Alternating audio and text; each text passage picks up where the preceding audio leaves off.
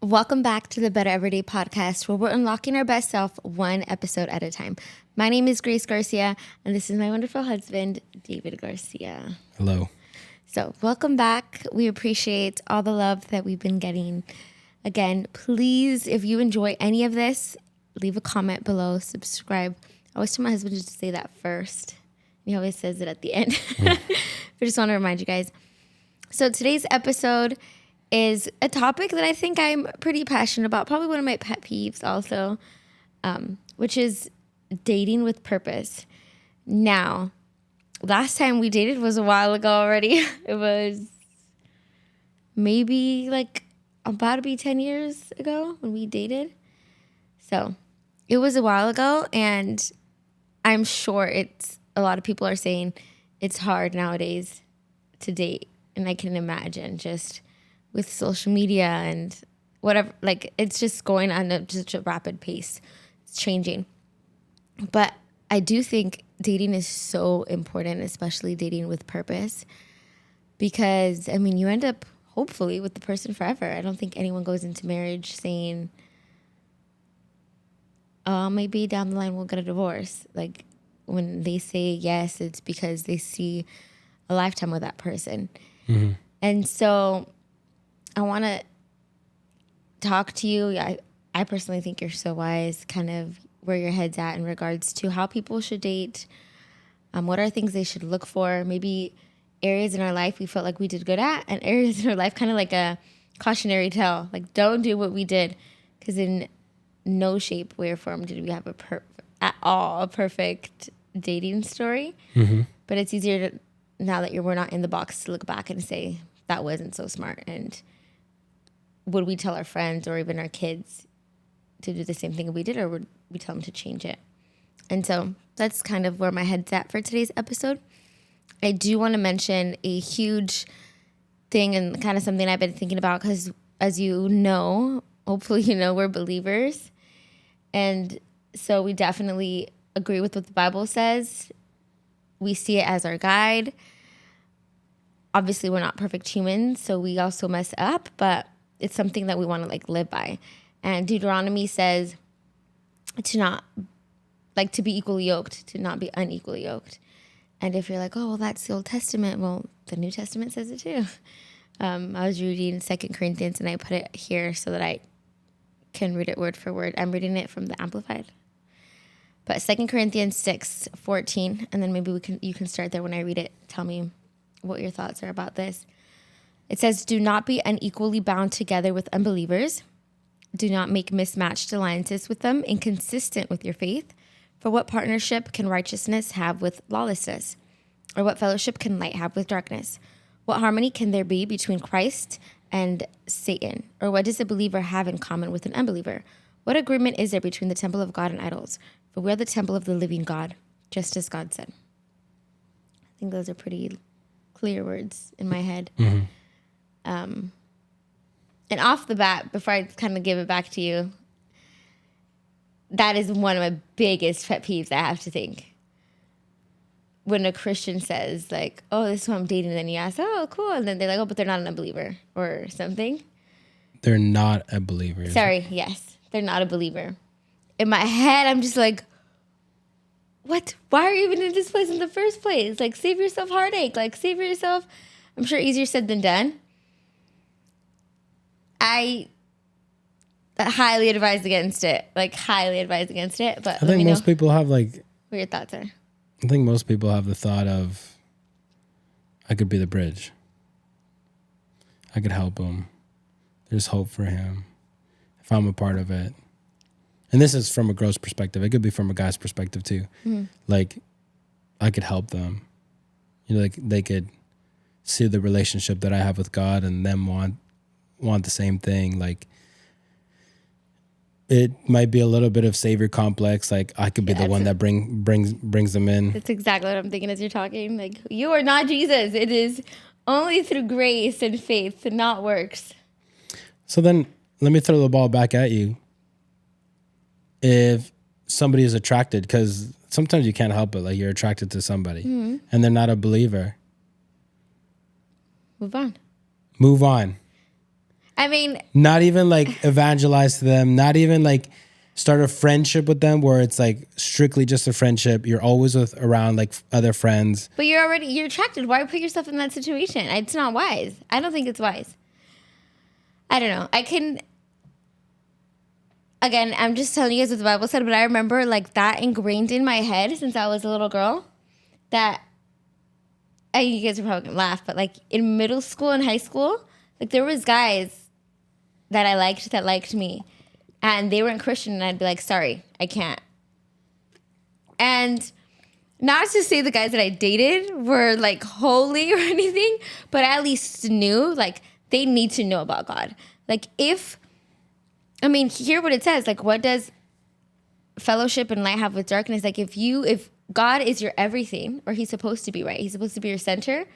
How can you bring someone in who their center is not that? Like, you're not even in the same sorry. You're not even in the same playing field. Like, I'm over here with God trying to be my center. And they're over there with like, they're somewhere else with God not in the center. I don't know. Okay, let me knock you down a peg. Yes, please. Usually when we're dating, we're younger. And usually when we're younger, we're not that wise. Correct. Prefrontal cortex develops at 25. Yeah, I was about to say that. Like some people don't have that you. developed. And so you might know these things. And you're over here like, I'm sorry, I'm going to say it. Like, no, go for it. You're over here like, well, I would ask them. And if they weren't a believer, peace out. But if you were to tell your story of your dating, again, not a good you had a person that was not, that they all claim to be believers. You claim to be a believer, and you were like, oh, you check off that check mark, like we're all good. But no, you were not all good. 100%. But I think at the very, that's what we're saying, dating with purpose, right? And looking back, because I'm sure easier said than done, especially if, how you said, they check off every other box, right? Except for that one. I'm sure it might be so tempting and being like, okay, God, come on, work in his life. I know you're a miracle working God, like all that stuff. I don't think it's wise. That's, I think, my first, is it caveat? Like, to giving your dating purpose, to making sure you're headed in the future where both of you are on the same page, because God is in every aspect of your life. And the way, I guess, my thought process was, if one person serves at church and the other doesn't because they don't believe in God, that already takes up so much of your time. Like, you're not only working your full-time job, right? Now you're dedicating time to church. Then your finances. One person believes, no, I need to tithe and give offering and be generous. And then another is like, that isn't, like, why are you giving your money away to the church? Why are you giving your money to God? Like, no. And then when you have kids, it's like, how should we raise our kids? How should we guide them? Who should we point them to? It's just so many turns for disagreement because you're not on, like, at least at the very bottom foundation where you guys see eye to eye. I have a different opinion than you. I'm not saying yoke yourself to an unbeliever, but I do believe, like, and correct me if I'm wrong because you are more of a Bible theologist than I am.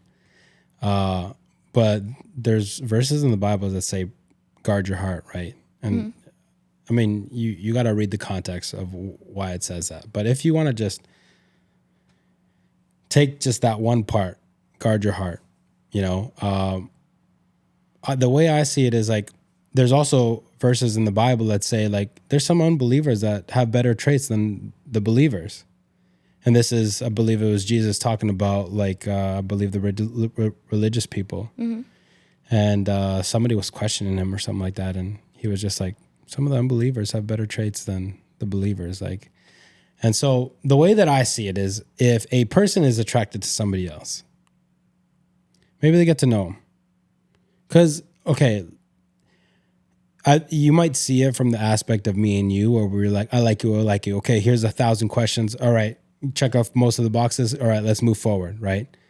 But there's some instances, let's say there's a 17-year-old, an 18-year-old. Mm-hmm. They're not thinking about marriage maybe anytime soon in the next 2 to 3 years. So like, what if that person is like, you know what, this person, physical attraction, all right, it's there. Let me get to know them in a group setting context or whatever. Maybe it's at school. Okay. So let's say like the other person is an unbeliever. Maybe they meet him at school. Maybe they invite him. Hey, like we're having this young adults thing. Like you want to come? Like, and there's a friendship that happens. And then, I mean, if there's a friendship, I feel like where it becomes an issue is where there's, I wish I could sound smarter on this, but when there's an expectation of like, hey, I kind of like you, but you're not a believer. So I can only really date you if you're a believer. And let's say in this situation, it's the girl that says that and there's a guy that hears it and he goes, oh, like maybe he's only thinking like, oh, maybe I can get with this girl if I just tell her like I'll show up to a couple of church meetings or whatever, check all the boxes. Because honestly, the way that you were saying it, it was like, it's just a box check. Like, I just need you to say that you're a believer. Do you believe in Christ? Is he your Lord and Savior? Yeah? Okay, cool. We're good. We're equally yoked right then and there. Not necessarily. No, there's going to be two different Christians not be equally yoked. Okay. But again, the way that you were saying it, I would ask them and they said no. So I was like, bye. Well, that's when I was young. I was not even a mature Christian. Okay. But in this instance, yeah, when there's not an expectation, when I'm saying like there's a person that is attracted to somebody else, but they haven't declared nothing. Maybe there's like small, tiny hints, but there's like, they're in that limbo of like, do they or do they not? Do they or do they not? Right. And so there's no expectation. And like, hey, I'd love for you to come meet my friends at this young adults thing or this youth thing or whatever. Maybe they show up. Maybe through the process, they make friends there. And through that process, they come to know God as their Lord and Savior. Like, I mean, I'm sure there's scenarios that has happened. Do I know anyone around me? I've heard of those stories, and usually it seems like they're saved, and then when the relationship's over, they like walk away. And that's why I say dating with purpose, because yeah, at 17, 18, if you're dating, just to how you said, like friends, you like them, you don't really have the purpose of marriage versus, you want to get married and you're like, okay, let me date with purpose. Like this is someone who, like, I know what I want. Let me go look for it, or not look for it. But if I see someone maybe appear, like, okay, what is going on? Like, I'm just going to waste my time or not? Because how you see it is, like, okay, you're young, you're friends. You can have friends, have groups, like, figure out what you like, what you don't like in a low-risk setting. I completely agree with that. okay, and think about the times that we're in right now, because they're a lot slower than the times that we come from, or at least I come from, because you're much younger than I am. Because I think you're a dime a dozen in regards to like, you were 19 or 18 when I told you, hey, I like you. And you were like, all right, bet. Here's all the things. Here's all the questions. Do we match? Right? You like, but do a survey of all the people between 18 and 25, let's say, and you do a survey of just, hey, are you thinking of getting married in the next 1 to 2 years? I guarantee you that number is minuscule. Okay, maybe we should talk about that, because do you think that's a bad thing? Do you think it's a good thing? Do you just think it's different? Hopefully you guys see my heart where how David says he'll knock me a couple pegs down, but I get really passionate. So I don't want to sound like a know-it-all. Obviously, this is just my opinions. Besides that verse, which is like the Bible, hopefully you guys know, like, the rest is, like, I'm not claiming to be truth or correct. I just want to throw that out there because I know it can sound very, like, I know it all. I just get really passionate. Mm-hmm. So do you think that's wrong? That you said we're living in a slow society. I wouldn't call it that. I'd say it's quick, where everyone's doing marriage things way quicker. Marriage things. So you're talking about marriage things. I'm talking about sex, moving in, commitment, giving their heart away, finances. I'm talking about doing marriage. Married, the only people married should be in a serious relationship. They're doing everything so young. that it's just the title and getting married that's slow. I say it differently. I feel like most people don't even want to be tied down until they're close to 30. And I'm talking about they don't even have like a serious relationship because they're scared of being tied down. I feel like nowadays between the ages of 18 and 30, like people want to explore. They want to explore. They want to be able to not have any strings attached. They want to experience the world. They want to experience, quote unquote, having fun with their friends, going out, whether that's going out to the clubs or going out. Let's go on a trip around the world to Thailand, to Vietnam. Like there's nothing holding me down. All I need is a good job and to be able to save for this, and we're good. They want to like get everything out of their system before they tie down. I feel like they want to like, when I get tied down, even with a serious relationship, I want to know. That's such an ugly, I hate that phrase. I don't know if you're doing it intentionally or not, but like tied down, I don't like that phrase. I think that's the mentality of a lot of people. Okay, do you think, because you said this has been changing in these last years versus before, do you think it's a neutral thing, a positive change, a negative change? It depends. I mean, if they're doing all the things that you say, they're having sex, they're doing all the drinking and all the drugs, and I wouldn't say those are good things. It's hard. It's hard because I could say that they're not good things, but then they could also be part of a testimony. Because I mean, I'm not. No, but to say like, I don't think Paul says, "Oh, church of Galatians, you guys are sinning." Oh, but it could be used for testimony. He clearly calls it out for what it is. Yeah, it's sin. Yeah. If God deals with you, cool, give him glory. But as of right now, you are sinning. Yeah. Is it good? I would say probably not. But there's quote unquote like a worldly wisdom to it in regards to like how everybody says, like, I want to be ready. And not only want to be ready, but I think it's like, I want to have everything out of my system. When I'm ready to, buckle down and get married and stuff, I don't want to have those temptations. I want to know that, okay, I walked away from that life. I did it all. But even when you said that fear of like commitment, I don't think that's healthy. It comes from obviously something that happened to them when they're younger, hurt, that like it's not good to fear loving someone and giving yourself to someone, right? I don't think so. It could be a healthy, like a normal, like, okay, let's be wise about this versus I don't want to get married because I don't trust right now. Well, it could be, I mean, you talk to different people, you'll get different answers. Like it might be trust. It might be what I've seen a lot. And it's like this whole cycle. You talk about a pendulum. I talk more about like cycles in regards to my generation comes from the parents, especially the Hispanics, the parents that like moved to XYZ country, whether it's America or Canada, and they did everything possible. They worked their butt off. They didn't have careers or whatever, but they did everything possible for their kids. And some of the parents really wanted to give their kids everything that they didn't have, so much so that the kids didn't have to lift a finger. And so the kid didn't have to really learn anything. And not only that, but they feel so safe at home. I've never really heard them say this, but I kind of see it in regards to like, if I'm so safe here, why the heck would I go out in the world and try to make it on my own? Like it's not bad here. Yes, I have to put up with like rules sometimes. And yes, I have to like roll my eyes at my parents sometimes. But other than that, they're paying the bills. They're taking care of me. Some of them even get cars. Just like, well, what reason do I have to leave? And I feel like other people on the other side, like from my generation, were like, yeah, we had it kind of rough and, we want to make a better tomorrow and we want to do a better version of family.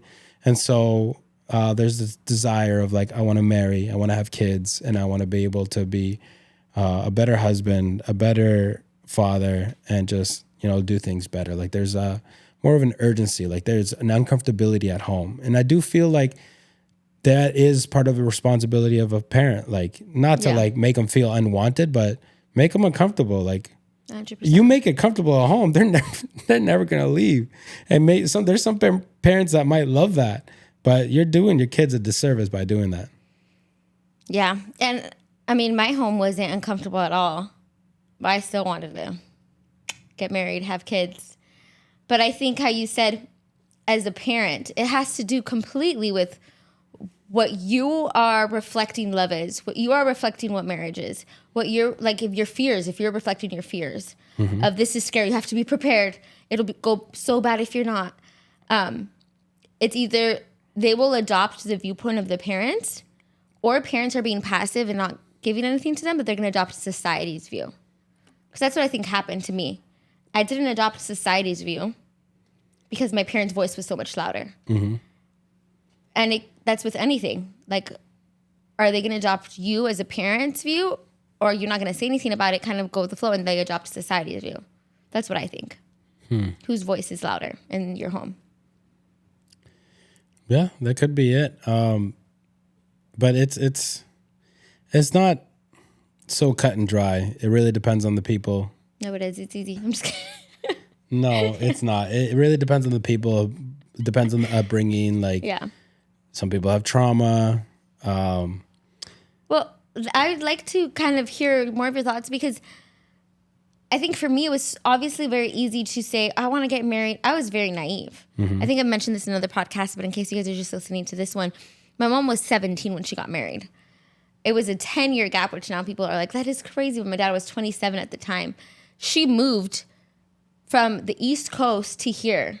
Like, people can see that as a baby. Now you see a 17-year-old and you're like, oh my goodness. Like, how are you so willing to not cut ties with your family. Her family was always close, but physically leave the people that you love and trust this man that you don't even know. You guys, I think they dated for like 6 months before they got married, something crazy like that. Trust this man and then make a family. But what they portrayed to me was not their hardships, which I'm sure there was a ton of. What they portrayed to me is, we love each other so much, and this is a beautiful gift God gave us, and just a gratitude. So I took that and was running with it. In my head, I wanted to get married at 18 years old. No one was going to tell me I was crazy. They did, and I'd just be like, well, I know, but my mom did it, and would tell them that. Thankfully, I didn't. I would have for sure ruined our marriage, but I still got married fairly young. Nowadays, that's so young, 21 when I got married. But you, on the flip side, I don't think you could say what I said about my parents. That wasn't your story. Mm-hmm. So how do you see, I don't know if you want to talk a little bit about I think you did, but the marriage aspect of it, and how come that didn't shape, or maybe did shape what you viewed of marriage? Because that's interesting. People would have been like, okay, he was ready to settle down. I think you said at 25, you were already saying, I want to get married. Was there no fears? Was there a little bit of naiveness? Kind of that whole deal. I, from a very young age, always, I guess, some would call it, had a feminine side in regards to I always. I would call it that. Well, I don't know what else you would call it, but. Just the family side. Sure, a family side, like a lover side, a Romeo side. I always believed in love, and I always wanted love. And you don't know where that came from? It was a movie you saw, books? No, I don't. Honestly, I need to go to a counselor to figure that out. I need to dig deep. No, I do, because it could be daddy issues. It could be I didn't feel like I got the love and from my father, so could have been. I went to go look for it somewhere else. Whatever, I felt a hole, a void. Yeah, could have been The Lion King. Okay. Anyways, and so that was a part of it, and also you asked me did I have any fear? I don't think I ever had any fear. And it might have been a little bit of pride of a little chip on my shoulder of, I'm going to do better than my parents. Mm-hmm. I'm going to do better than my dad. I'm going to be a better husband. I want to be a better father. I've always had that pride and like some would call it confidence, like, because I don't think it's like a boastful pride of like, oh, I'm gonna do like better, because I don't think I ever walked around with that. The only thing as far as I went was like, I'm never gonna be my father, and there's still traits of him or whatever, but it was like a confidence of like, no, like I know my life is gonna be better, like I'm gonna do better, and it just I can put it into words now, but back then I couldn't have put it into words, but like. What I felt was just a conviction of like my life is meant for greater things. And I was taking responsibility of like, I'm learning. And what I'm learning from is all the bad. And now I'm learning what not to do.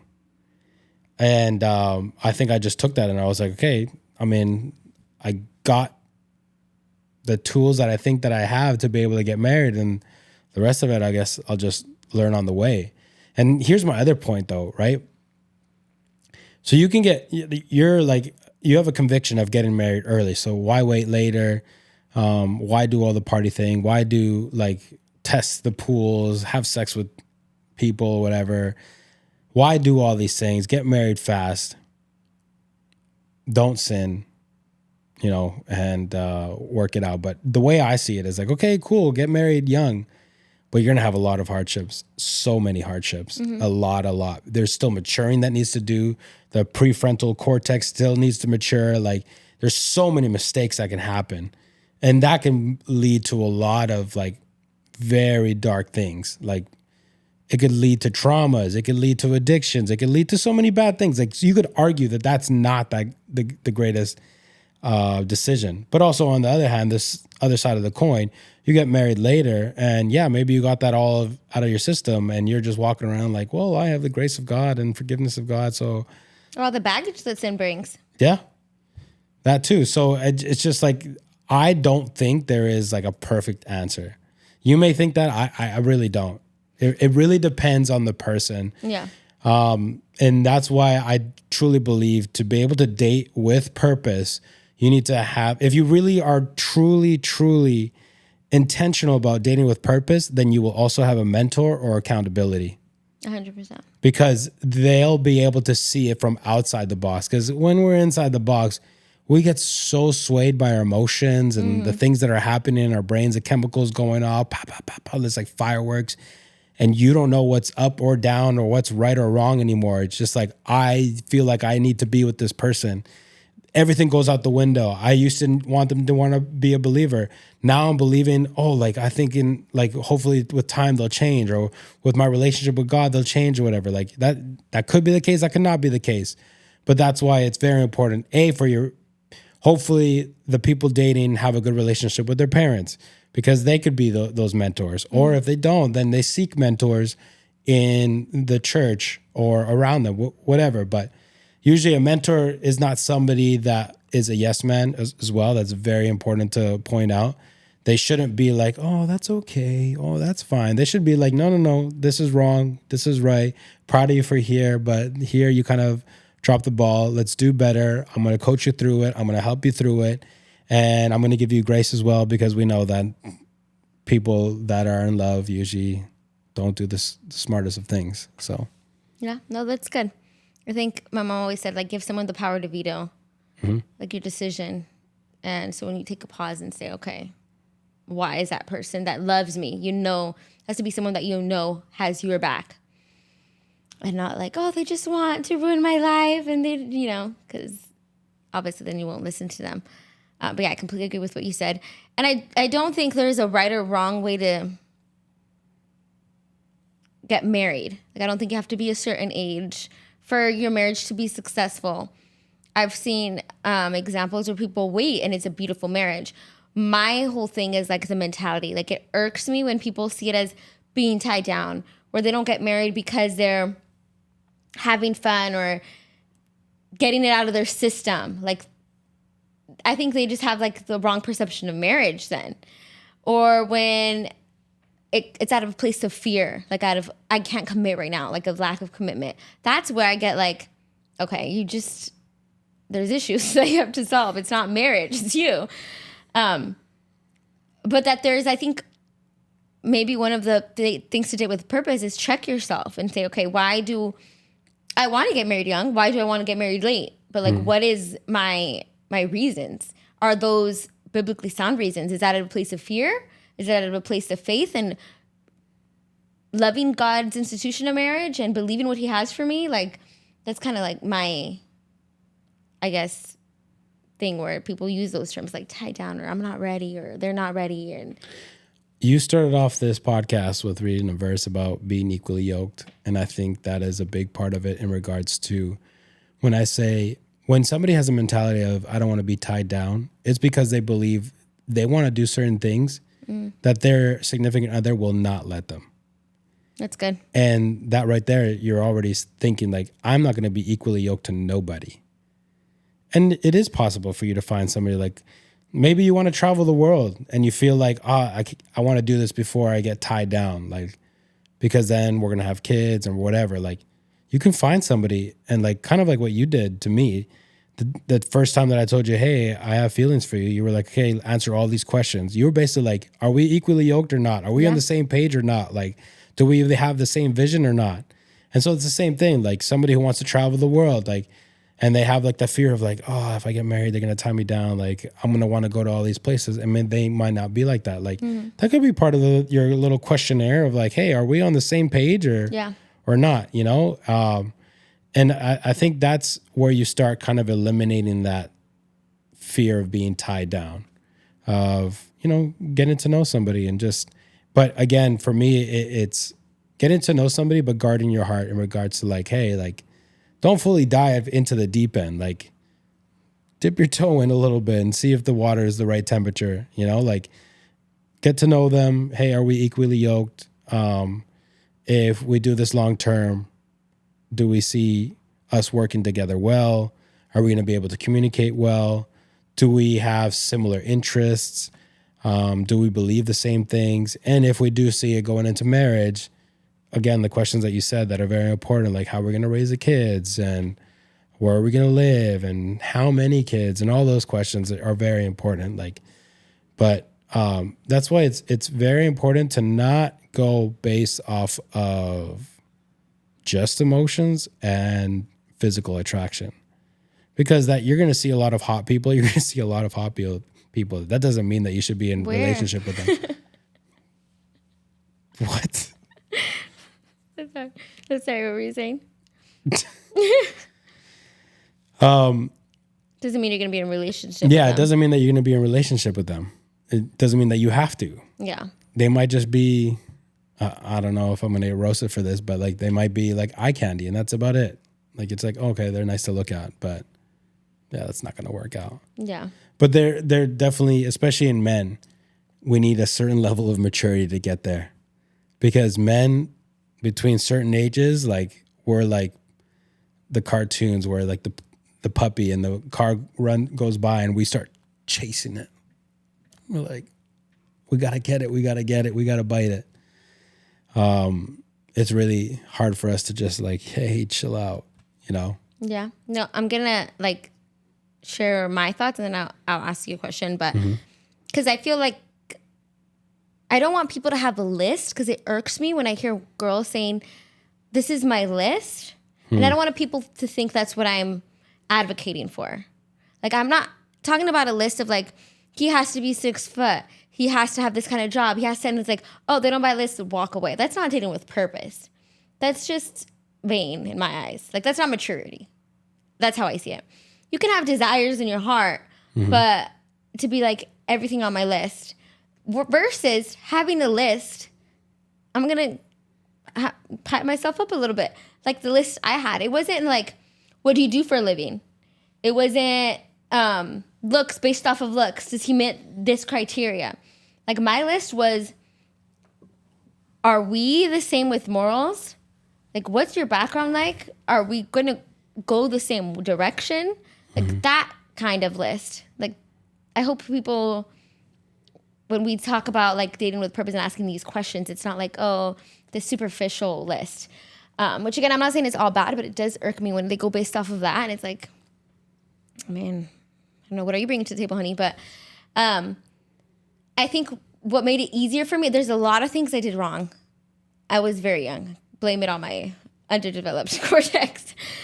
But one of the things I think made it easier, maybe it was God, was that when I asked you these questions, not only did you have the right answers, I don't know if that was on purpose or not, but I asked when I didn't fall in love with you yet. I didn't really know you, which made it easier.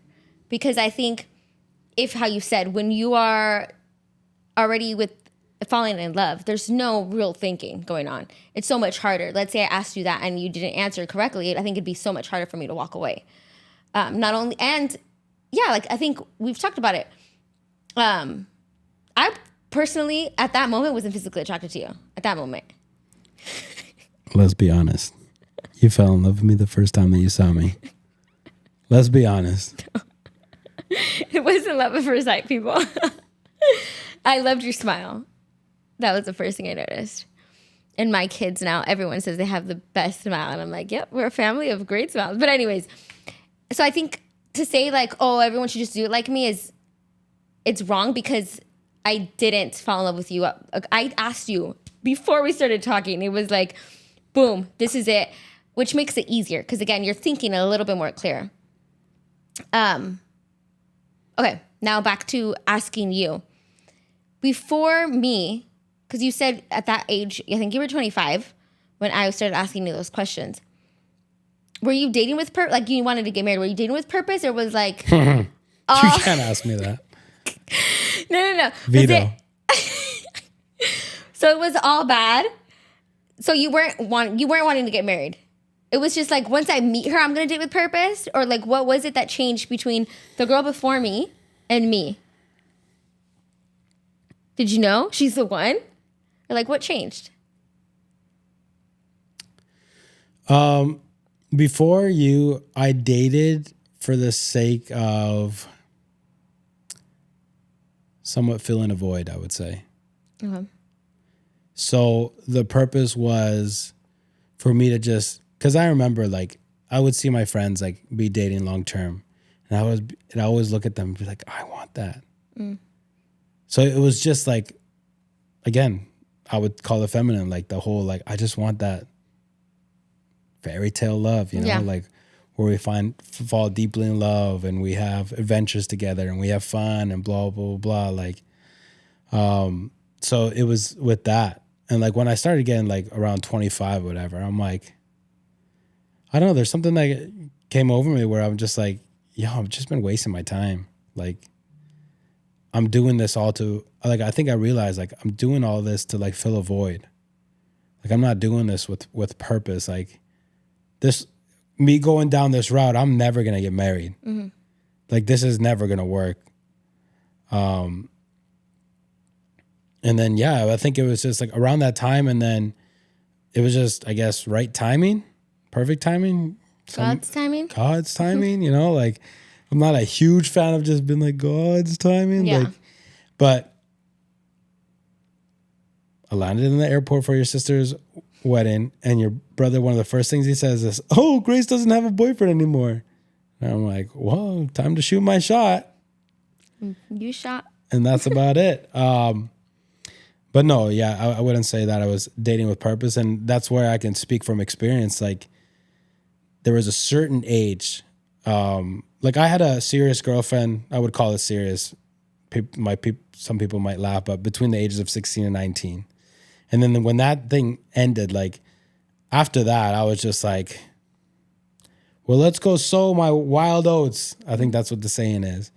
And after that breakup, like I like spiraled. I was never a party or whatever. And I started doing all that stuff and going to the clubs and all that stuff. And yeah, like I was just at that point, like getting it out of my system. Let's go. Boom, boom, boom. And it was just, there was no thought process to it. There was just like, hey, this is fun. Mm-hmm. It was exhausting, but it was fun. And it was what it was. Whatever happened. But yeah, like I said, like around 25, I was just like, the heck am I doing? Yeah. And I would catch myself here and there with certain people, like certain situations, be like, what am I doing? This is not me.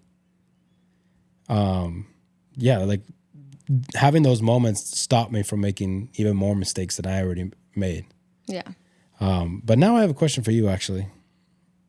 Shoot right away. You touched on it a little bit, and I want you to be more clear.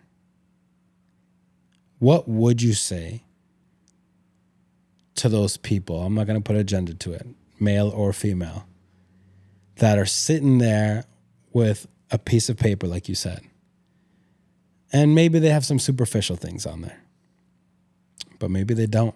Maybe they have other things like, I need him to tell me that he reads the Bible 5 times a day. I need him to tell me that he prays 3 times a day. Like, I need this list.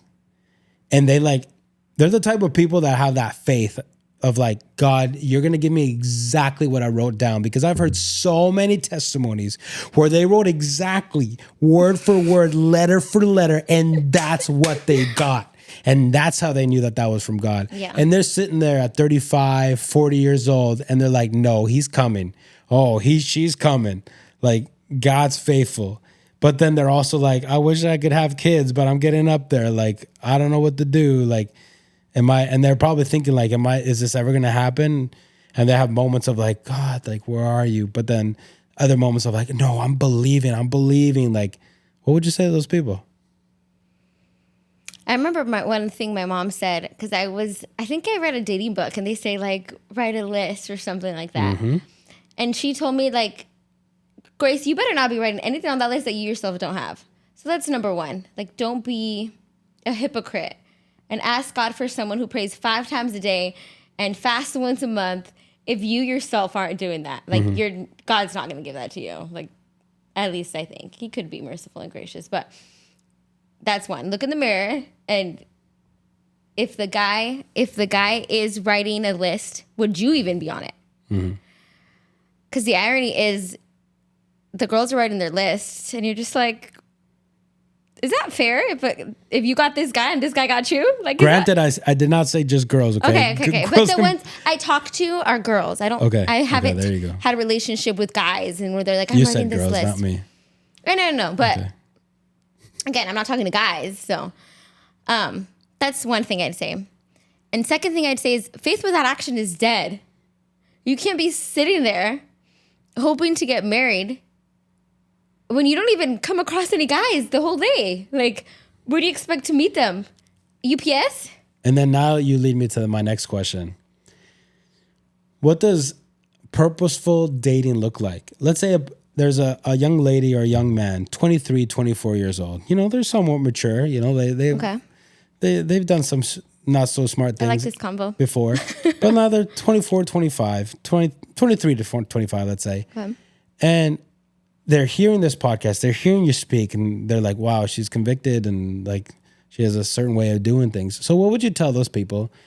What does purposeful dating look like? Because I just asked you a question about somebody that has a list, and you're like, well, sometimes you don't even come across opposite sex. So how are you going to date anybody? So what does purposeful dating look like?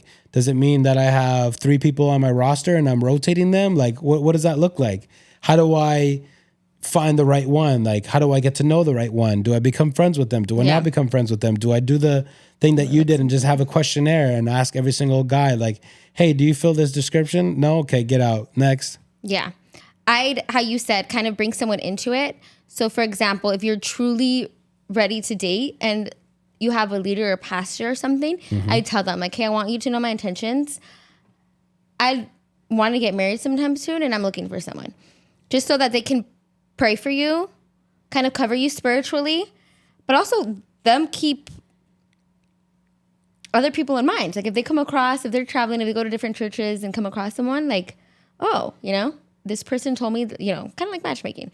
That's what I think is a smart first step.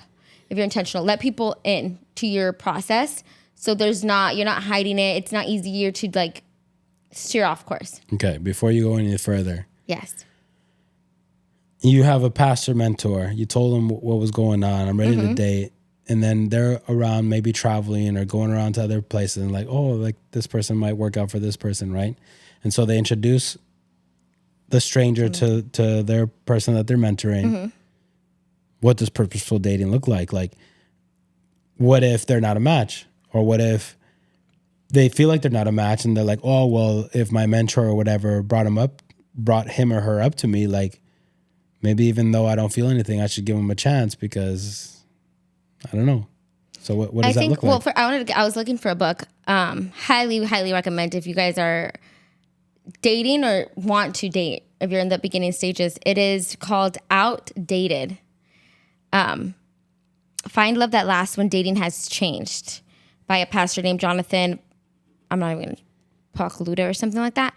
Highly recommend that book. It just talks about he personally doesn't believe in a soulmate, and he believes like, come on, it's easy. Like tell a girl you like her. If you like her, like make it work. Highly recommend you. It's against society, but I think for me, what purposeful dating looks like is low risk and easier said than done because I sound like a hypocrite because I didn't do that. But again, knowing what I know now, I think people, how you said, like when you see one person, for me, you say kind of it's slowing. I feel like it jumps from 1 to 100 real quick. Like there's, I like you, I love you, boom. And it's... For you, maybe. Maybe for me. I was like hopeless romantic. No, but I feel like when they already just, let's talk. And the conversations are so deep. They're already opening up their heart so fast that if they're like, I don't like this person, it's so much harder because they're kind of already entangled a little bit. Mm-hmm. So I think low risk settings is the best where, how you said, do group settings.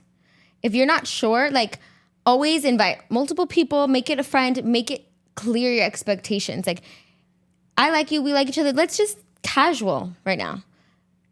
I think that's so hard. Why? Because like it's exactly like you said. I do agree with you with that. The moment you tell somebody that you like them and they go, I like you too. Boom, the first entanglement. There's already like a hard entanglement. Like, this might be it. And like you said, like, okay, even if it's group settings, guess what they're going to do after the group setting? They're going to start texting each other. I'm like, oh, what do you like? Oh my gosh, blah, blah, blah. Oh my gosh, me too. Oh my gosh, we're samesies, you know? Yeah. But that's why hoping they're equally yoked. Hoping, you said. Yeah, hoping they're equally yoked because you aren't going to tell someone you like them if, again, I take that advice I did say.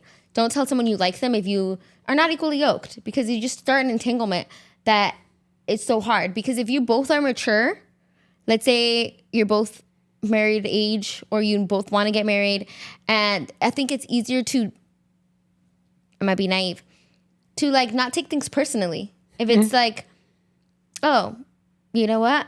I honestly don't see how our futures can align. And I don't want to take this personal, but it doesn't make sense for me right now to continue if one of us is going to get hurt or if whatever. That's obviously easier said than done because it does take a level of maturity and health. And most of the people are carrying baggage of hurt. So any little thing, it's like, oh, that hurt me. I'm broken, whatever it is. But if you can both kind of fall along the same lines of, okay, what is the purpose of this? When are we going to call it quits? In a low risk setting. That's purposeful dating to me. Don't date if you're not going to want to get married. That's another one of my, maybe I have a lot of pet peeves. Maybe I have issues because a believer telling me they're dating a non-believer. For me, I just see it. Okay, you're an immature baby Christian. Like I can't take it. Number 2, though, is dating and they don't want to get married. So it's like, what are you doing? Like, go travel then. Like, what are you doing? So you think that the moment that somebody starts dating, they should already have in mind, like, in a year, I want to get married, or in 2 years? They should know that could be possible. They should at least, not saying like in 1 year I'm going to get married, but am I ready for 1 year to get married if it does lead this way? And not like, no, I'm not ready. Let me just drag this on for 5 years, 10 years. It's like, then why were you just stringing them along? They enjoyed the companionship? A lot of the times there's a lot of hurt going in those 5-10 years. And it's hard to deal with it if you're not married because you're still two separate people. Then if you were married, I'm not saying, I completely agree with what you said. when you decide to marry at any age, 17, 37, 67, at any age, you're going to hurt each other, I think. It's just two people trying to live with one another, two completely different people. Mm-hmm. A lot of the things that were younger maybe could be avoided.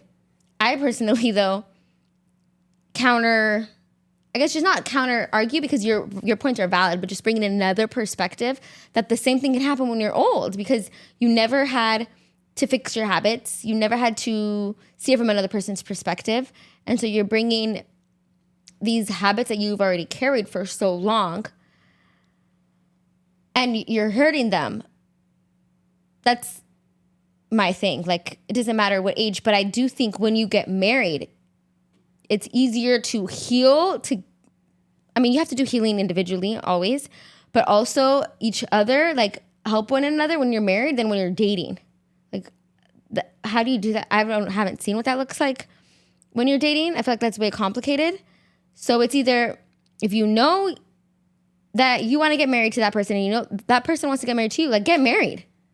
Because so many times what I've seen, at least the anecdotes, like people around in my life, is they do 5-10 years and they still get married, hurt in marriage, and it's just like more baggage to uncover.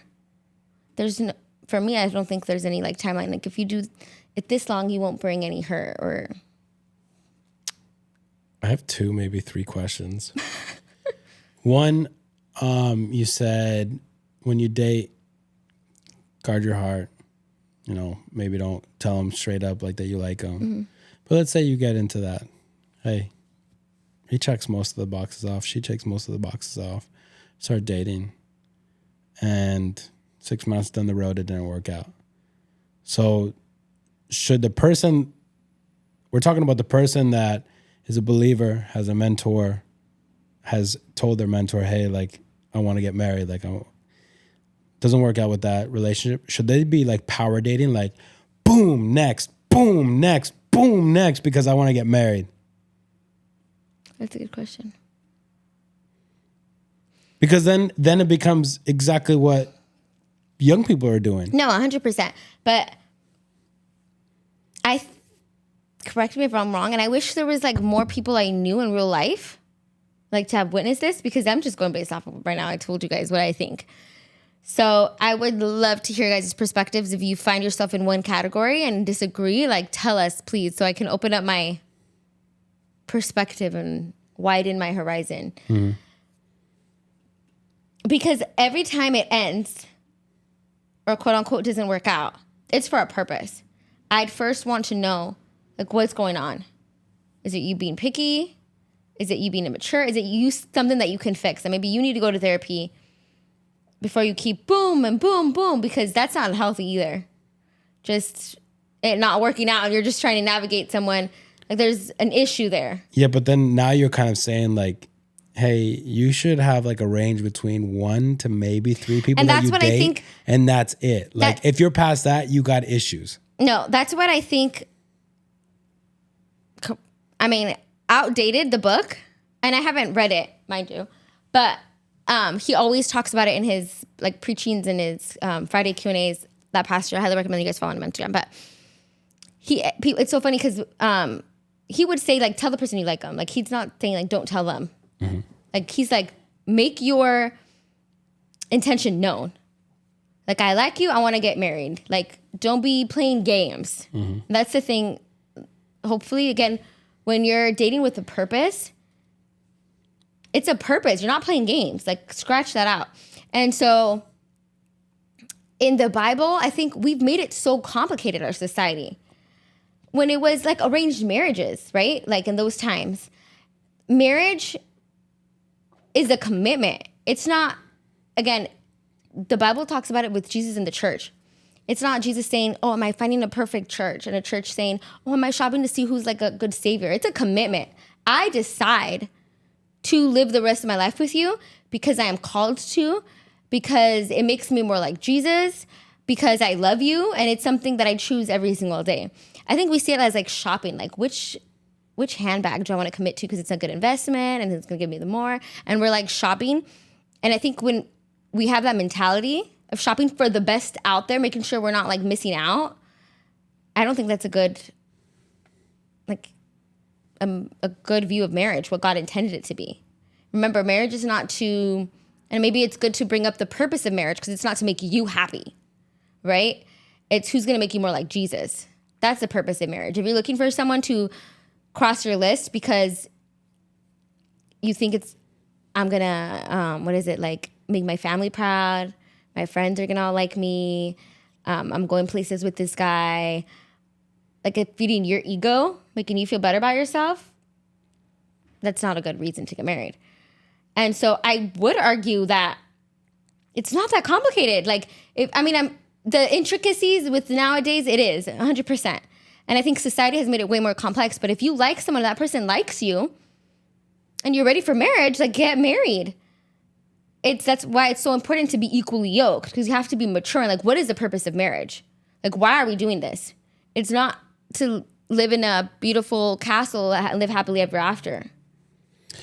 How much time do you think somebody should date for? Because you said the person that you marry should make you more like Jesus. So how long does it take for you to know that the person that you're dating is going to make you more like Jesus?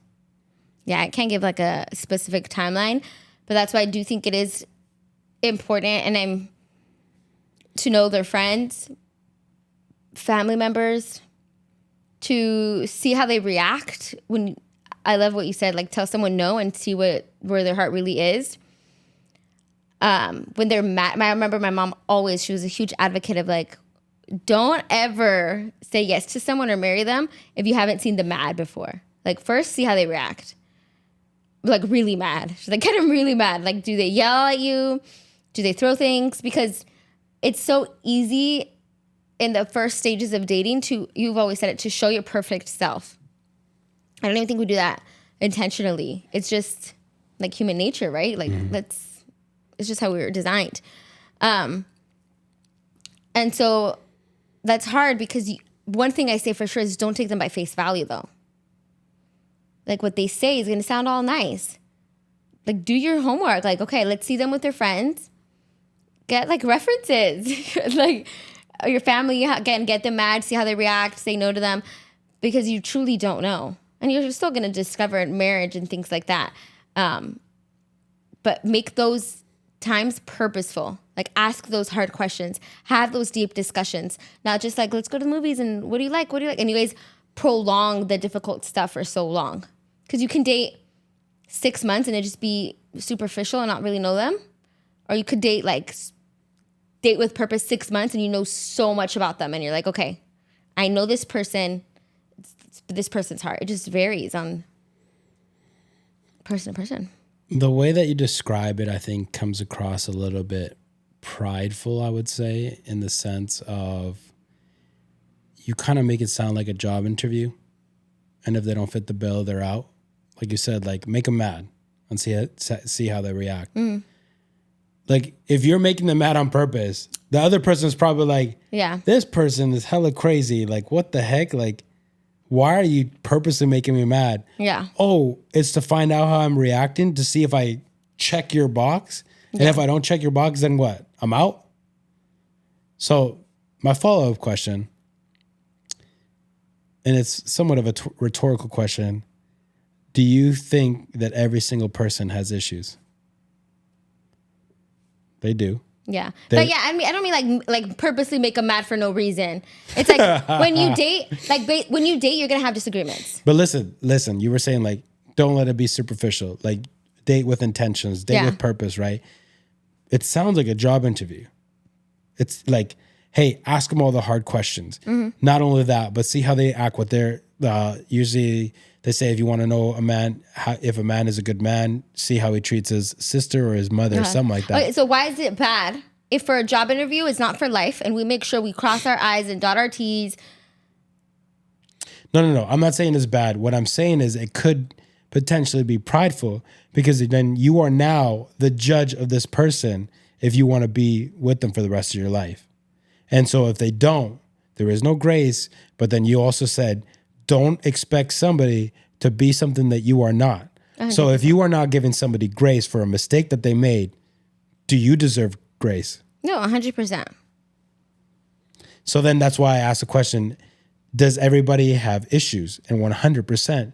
So what I like to say is, in a relationship, whether that be a male or a woman, maybe it's a relationship between a person and their friend, a person and their church. It doesn't matter. Like, it doesn't matter.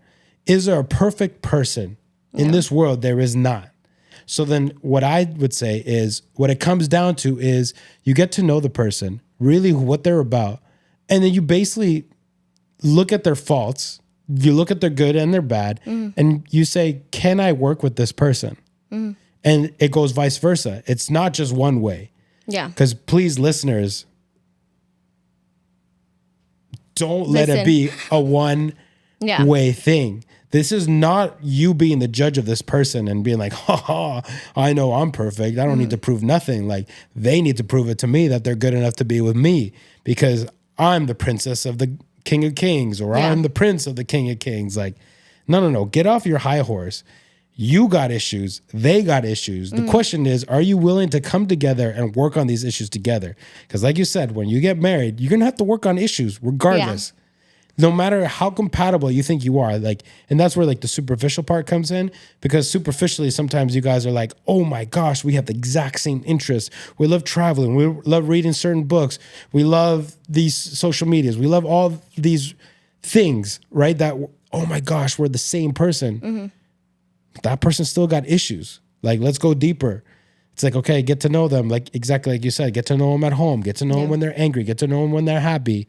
Get to know them when they're at the lows of lows. Get to know them when they're successful. Like, all those things amplify who they really are, right? And then decide, am I willing to work with this person?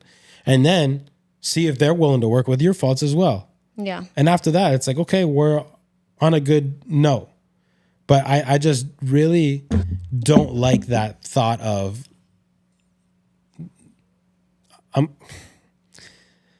it's mostly girls. I'm sorry, I'm going to say it. Like, it's mostly girls that have like this list of like, guys need to be like this. And they sit there with their arms crossed and be like, okay, what do you have to offer?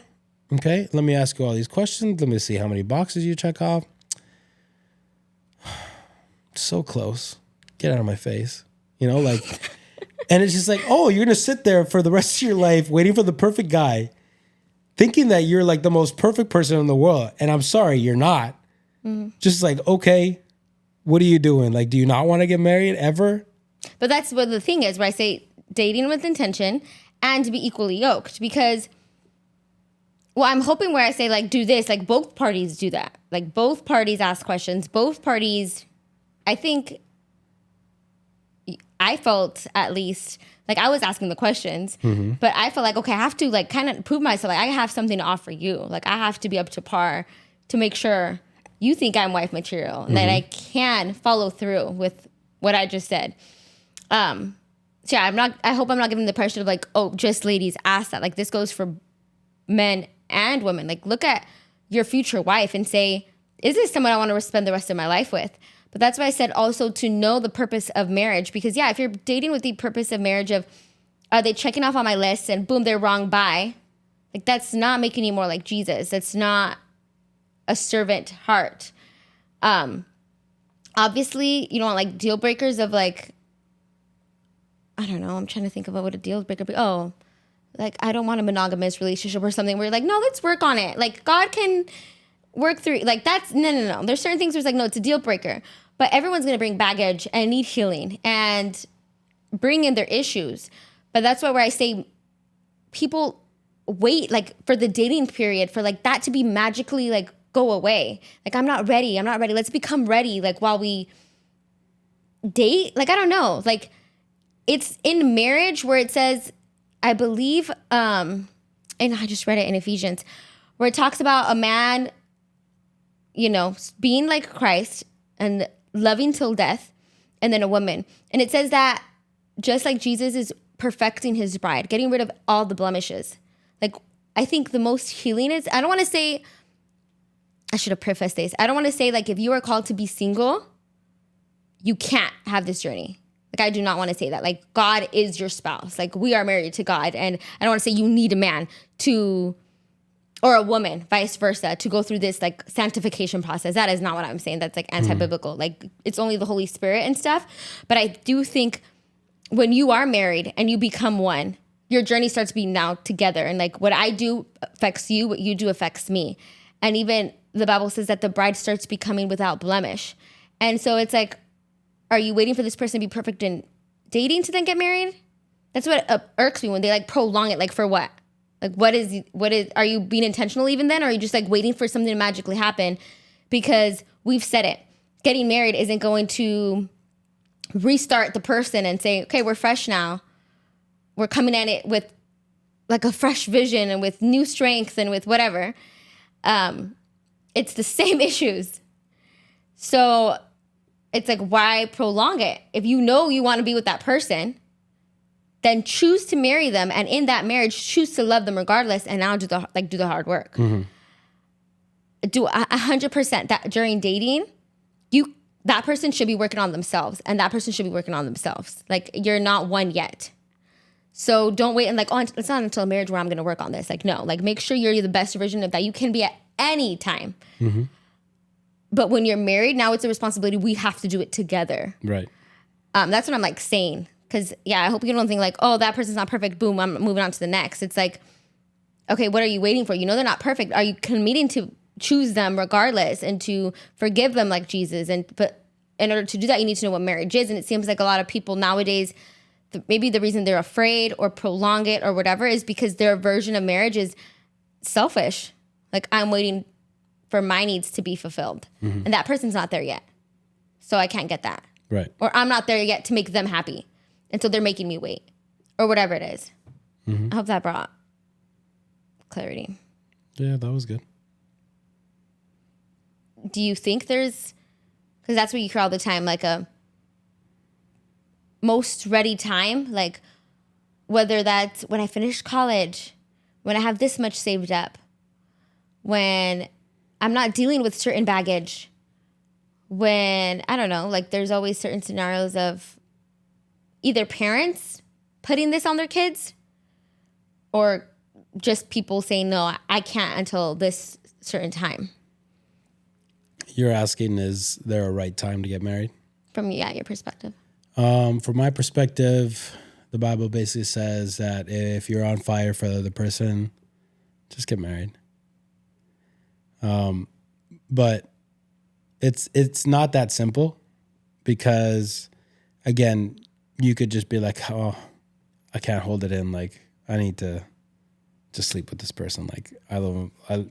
At the time, they're probably feeling like, I love this person so much. Like, I just need to sleep with them.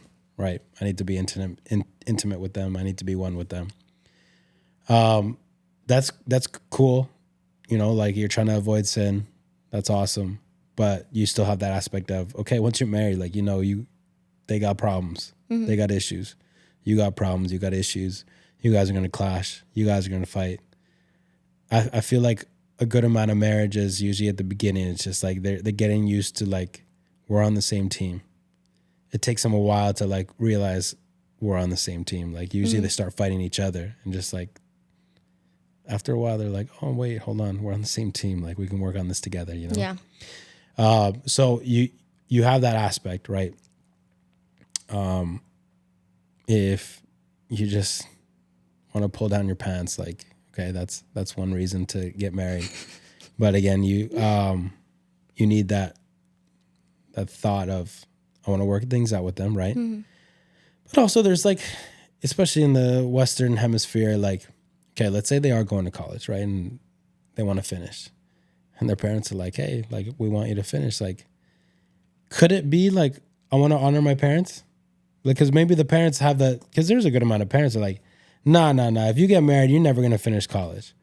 And, you know, I could tell that to you and you get a fire under your belly and you're like, no, I'm going to prove everybody wrong. But not everybody's like that. Yeah. So, like, if your parents have said, like, hey, like, we saved up all of our life to be able to put you through college. You don't have to have any debt. We'll pay for it all. We just ask you to, like, please, like, do this. And then you can think about marriage, like, get your career. You know, they have that thought process. And I'm not also saying like, that's another whole debate and episode of like, is that the right way to do life? Right. But anyways, they want to honor their parents. Okay. Honor your parents. Maybe they put like a rule. Hey, if you get married, I'm not paying for the rest of your college. I'm sorry. So honor your parents. Do that. Usually kids start at 17, 18. By 22, that's a 4-year degree, unless they're going to go do a master's. Another 3 years puts them at 25? Still not a bad age, right? And through the years, they're maturing. Hopefully they're gaining experience from school, from life, whatever. Mm-hmm. But then if you are going to commit to that goes back to like kind of like the equally yoked of put everything on the table. Like if there's somebody that's interested in you and you're interested in them, just let them know like, hey, like I'm not going to get married until 22, 25. I promised my parents I'm going to do this. They said they're going to pay for me. They're not going to pay for me if I don't get married. Like, is that a wise thing? I mean, it really depends what degree are you getting and do you have a plan for that degree? Because if it's just for the sake of getting that paper, then maybe it's not that worth it, right? Mm-hmm. But if you really truly have a plan, you have a passion for whatever field that you're in, like, okay, like it's smart to put that on the table and tell your significant other, I'm sorry, like I'm not getting married anytime soon, but that means that you got to keep it in your pants. I got to keep it in my pants. Like, and we got to just ride this out. And that's kind of anti what you said. Because you're like, why the heck are you dating for 5 years? Or what if it's 6 years? Well, what if that is the case? And the person said, I've declared like, I will wait for you. If that's what you want to do to honor your parents. And not only that, but kind of set us up for the future. Yeah. Cool. Now, if they don't have any college plans or whatever, then that's kind of like out the window. Like people who say like, people who don't go to college or people who don't have like an entrepreneurship or like any sort of plans or dreams or vision, it's like that doesn't really play a factor. When people say like, oh, I want to be financially ready. Okay, what are you doing to get financially ready? Like, okay, let's validate that, right? What is it that you're doing? Oh, well, I'm saving. Well, what kind of job do you have? Oh, well, I work at the mall. How much do you make? Oh, $15 an hour. Okay, what kind of bills do you have? You start doing all the budget and whatever, and just like, okay, how much do you want to save? Oh, I want to save $30,000. Okay, what do you want to do with those $30,000? Oh, I want to have a $20,000 wedding. Be like, buddy, just stop. Like, just go get married. Like you have no vision, you have no dream, you have no nothing. Like you literally want to slave away for years to be able to just spend it all on a wedding. Like, what are you doing? But like people who actually have a plan, like if you have a plan, I personally, my opinion, will validate, okay, like wait a little bit, right? I want to open up a business. Like maybe at 18, they have a dream. I want to open up a business. Okay, go ahead, open up a business. Businesses take a lot of time and effort. Mm-hmm. And if you're married, that could strain the marriage. Yeah. And it could strain a relationship, but it's better to strain a relationship than a marriage at that point, I would say. Because if both of them, let's say at 18, are not mature enough to handle that strain, it's like, okay, like there wasn't much strings attached. We were just dating. So if you're tired of me working 16-hour shifts, like, okay, bye. Yeah. Like you weren't the right one. So that's what I would say. It's like, it really depends. And if it's just, there is no plans, we're just going to get together. I mean, that could be a red flag too. But again, it goes back to, listen, I only make $15 an hour and you say you want to marry me. How much do you make? Oh, you make 17? Like, we're going to rough it. Are we both willing to do that? If both agree, just like, okay, go rough it. Because, I mean, your parents kind of roughed it at the beginning. I remember kind of like the stories, right? Oh, like, yeah. So it's not kind of. It was rough. And being financially and not the greatest situation, again, it brings strain to the marriage. But if both people are willing to work at it, if it was on the table from the get-go and they both agreed and they're like, we're still going to get married. Okay. They are both saying we're both going to work at this. Yeah. We know the issues that we have. We know that the possible challenges that we have up ahead. We're going to work at it. It is what it is. But yeah, it comes down to communication, comes down to an agreement. But yeah, that's what I would say. I think that's good. I think dating with purpose also is how you said, like laying it on the table. if one person in their head is like, I want to get married, and the other is just stringing them along and kind of keeping them out of the loop, or one person is afraid of, if I lay it on the table, they're going to leave me, that's a red flag. Mm-hmm. Like, what are you doing? If you don't even feel comfortable in sharing your dreams, your visions, or you feel like they're going to be turned off by it, like, what are you doing in that relationship? It's not a good start. And I don't know. I think I 100% agree that I am in my romance bubble, my naive of like marriage is butterflies and rainbows. And you guys heard our marriage podcast. It was not like that. So, but even that didn't like scare me away of my viewpoint. I think it's just so embedded into like who I am as a person. But in my head, like, at least this is how I make sense of it. If you marry someone who's equally yoked, right? I'm talking about like your foundation is Christ. Like, that person should make you better. And so in my head, we got married with squat. Like, our assets were like negative something. We got married with like, I didn't have a college degree, like nothing, right? And like, you made me better. From the hop. Huh? From the hop, you'd say, I made you better. No, not from the hop, but my dreams, I always wanted to go to college. Okay. I never died to that dream. I didn't. When I got married, I didn't have my degree. I didn't finish college. But marrying you, like, you made me better. And if I went to college without you, I feel like I would have gotten a degree where it's like, I don't know what to do with myself, like, willy-nilly, you know, like, but marrying you, you made me better. You pushed me, you challenged me. I got my degree, even finances. Again, off the hop, we're figuring it out. But if we're equally yoked and we both know what our goal is, and we might not know how to get there, but we want to get there, and we both are people of God, both people of getting better. That's why you have to get to know the person. Like, is this person motivated? Is this person, when they fall down, are they going to get back up? Is this person like a go-getter? Like, who am I dealing with? So I think it's the grace of God. I think it's you, but like, marriage made me better, where I can go to college, finances wise. You bring me down when I should be, like, humble me, you, in all areas of my life. And so, I don't know, I think, yeah, there's no right way to do it, of like, this is what the blueprint looks like date for this long, get married in this amount of time. I think we said, be vulnerable, don't hide anything, lay it all on the table, know what marriage is, date when you are ready for marriage, when you're mature enough, you know where you want to go with your life. Ask all the right questions, how we said, but again, recognize that it's ultimately to reflect the gospel of serving one another. But I feel like if you do that with someone and you serve God together, I don't think you have to die to your dreams. That's my take. I think you made me achieve them. And that's what marriage is, like, making each other better. I've seen in cases they doesn't, but it makes me think, are they doing it right? It really depends on the people. You say that marriage made you better, but it was rough the first like year or so. It was so rough. But you know how you said, because you said something when you were talking about the college, like, it's straining, right? Mm-hmm. And we talked about this, how if there's tension and strain, it can break a person or it can build into muscle. Mm-hmm. I don't think we could skip to the good part. We said it, of like, bam, I'm a good person. I think a good person is made through the challenges, through the hardships.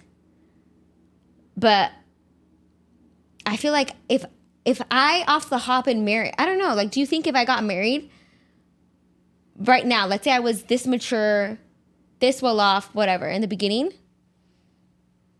I can't imagine like being like, look what everything we went through together. Like, I feel like our love is so much sweeter. Like Carl Lentz said, and Laura, if you guys, I've been watching their podcast, and there was the last one, the fourth one with the therapist. Even the therapist said, a lot of women could leave. Like, that's their prerogative, right? Like, leave the marriage if there's infidelity. They were talking specifically about infidelity. But then she said how she personally, when they decide to work it out, the marriage is so much sweeter and so much stronger than if a marriage never went through infidelity. Not saying go cheat on them, you guys, you're going to become out stronger. But when you deal through hardships and suffering and do the hard work, I think suffering produces glory. And it's such a sweet gift. That's like, good job. You did it. But you said something similar to what I said in regards to dating.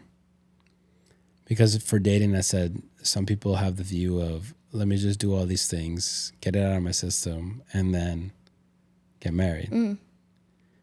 And that could be part of your testimony. You're like, what the heck? Like, how does that work? Like, no, I said, yeah, but don't. You're like, oh, I don't know if I would call it bad because it could be used as a testimony. And I'm like, well, don't say, oh, what you're doing is good because it might be used for testimony. Well, yeah, and that's similar to what you said right now. Yeah. Of, you went through bad things. Somebody messed up. It's okay. You're stronger for it. Potato. In my eyes. I think one, though, you were talking about them in the now, and I'm talking about like overcoming it. Yeah.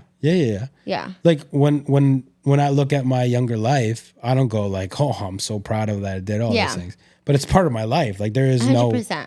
There's no you without that. Yes, exactly. There is no everything that I've learned because of that. Yeah. And it also, I feel like he keeps me humble. Like it also allows me to build bridges to like other people that have gone through that. Yeah. So like there is benefit. 100%. Now, again, I'm not going around saying like, go do whatever you want and then everything's going to work out. Like, but I think if you're not a mature Christian, I thought that. There's a moment, I think that's where you could kind of measure your maturity, where you're like, I'm going to just do this and I'll ask for forgiveness. That's not grace. That's not how grace works. That's not how salvation works. But, okay, let's be honest. When we got married, you did have a little bit of that attitude regardless, right? Like, so you were like, I want to go back to school. And I told you it was going to be really hard. It's going to be straining, blah, blah, blah. And you were like, no, I'm going to do it. Kind of like, it'll work out. It'll be fine. No big deal. So what if I'm purposely straining my marriage? Be fine. I didn't We're see it through. equally yoked. No big deal. We got God. Whatever. I didn't see it through that lens. I saw it as, this is a season where we're going to have to do sacrifices. Not like, let me strain my marriage. It was like, do we understand the sacrifice? Are we both willing? That's how I saw it. I guess. Potato. This podcast is getting really long. I have a lot of energy because my husband is so sweet, you guys. He let me take a nap right before this podcast. So if you see me a little bit more pep to my step, it's because A, I'm passionate about it, but I just woke up from a nap. I think I just want to end it with one piece of advice. So many people save and prep and put all their energy to have a beautiful wedding. That is not bad in itself. We had a beautiful wedding and I don't regret it. I love it. But one thing I am proud that what we did do good, because again, I messed up a lot in my dating life. We read books. A lot of books on couples, love languages, how to love and respect each other, things like that. Not that that's like it fixed us, but I think it's important if you are going to put emphasis and prep into just the wedding, like that's not, hopefully you know that's not what's most important when you get married. It's not the wedding day, it's the years that come after that. So hopefully you can spend the money that it takes to go to therapy and the books and the hours you need to read and surround yourself with people who can speak life into you. And so that's just the advice that I think we're so caught up on that one day that we forget what really matters. And so that's something I can recommend too, like read books, read Outdated, but also if you're in a relationship, read of who you want to be, especially if you don't have a lot of mentors. We didn't have a lot of people growing up. I think I am grateful that in that season I did have my mom and she helped me a lot. She was a huge mentor in that life when I was dating you. But if you're like, oh, I wish I had like a friend group because I was the only one, my only I was the only one in my circle. Then seek that. You've always said like seek that in books. Then who do you want to be? Like read it. Knowledge is out there. So that's kind of the last thing I want to give. I would also add just if you're dating with purpose, be open, be vulnerable, put everything on the table. And just know that you are special to God. God has a plan for you. And just know that life is not easy. It's not meant to be easy. Mm-hmm. You're meant to go through challenges, whether you like it or not. Yeah. Whether that be in relationships, marriage, career, anything. Mm-hmm. It's going to be tough. But we've always said here, like, tough times make you stronger. You just got to endure. You got to have faith. You got to trust. You got to put in the work. And it's don't shy away from it. And that's why I really just would encourage, at the very least, the ladies listening to this, like, there is no perfect man. Yep. You are not perfect. Although you are special, you are not perfect. And you just got to come down to, am I willing to work with this person? Mm-hmm. You know? And to be equally yoked, yes, have the right foundation, the same foundation. That's super important. Mm-hmm. I believe like that won't make your life easy, but it'll make it easier because you'll both be on the same page. You'll both be faith-based. You'll both be praying. You'll both be searching for God. You'll both, go to church, have mentors, have pastors. That's something great. But that you'll go through hard times, whether that's dating or marriage, it's going to happen. And so, just be open, vulnerable, be humble, and just allow God to show you the way. There is no soulmate, but let him give you that humbleness. Because, actually, one more question. Do you feel like we're soulmates? I don't believe in soulmates. Wow. No, I'm just joking. Do you?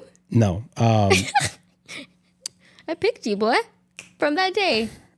But we can testify that we came into agreement of we're going to work together. Mm-hmm. And that we've gone through hard times and we've tried to fight each other and try to choke each other out. Mm-hmm. We've been there. Didn't work. But at the end of the day, we came together and we're like, we're going to work this out. We're going to work together. And little by little, we're becoming stronger and stronger and stronger. So just be okay with it's not going to be perfect. It's not going to be rainbows and butterflies. It might seem like that in the first little bit because you both just naturally are like, I want to be the best version of myself with this person. Mm-hmm. But then you'll realize it's just a facade. You'll go back to your old ways. And then you guys, it's really time to do the work of like, okay, this is who I really am in all of its glory with all of my mistakes. Will you take me or not? And vice versa. So, yeah. That's good. I feel like I can talk about this forever. But yeah, I think having God in your corner, everyone needs God. And when you're putting two people together, that for sure. A lot of the things, how we started off was maybe a little bit of knowledge, a whole lot of not prefrontal cortex developed for me. And just God's grace, like sustaining it and saying, okay, I have a better path for you. Like, come over here, and me being stubborn and then surrendering it to him. And like in prayer, like, God, I can't do anything. So I think having God in the center is 100% needed for a successful relationship, I think, marriage. Yeah. But yeah, thank you guys for listening to us, especially if you make it this far. I'm always like, I feel privileged because I know it's a long time. So please, I would love to hear you guys' feedback. I learned through people's stories. I learned through hearing from others. And so if there's something that you agree with or disagree with, like, let us know. We'd love that conversation to continue. Share it with someone if you feel like they would benefit or enjoy listening to us. Please like this and subscribe if you haven't already. But it's always a pleasure sitting here and seeing how we can get better every single day. So thank you, babe.